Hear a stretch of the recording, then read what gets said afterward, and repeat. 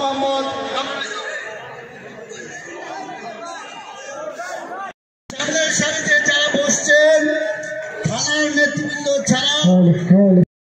হাতকে শক্তিশালী করে রূপগঞ্জের মাটিতে এমপি থেকে যে কাজী মনির সাহেবকে প্রমাণ করে দিতে চাচ্ছে যে পুরা আমাদের সেখানে চলে যান প্লিজ অনুষ্ঠানকে সফল সার্থক করুন সেখানে চলে যান প্লিজ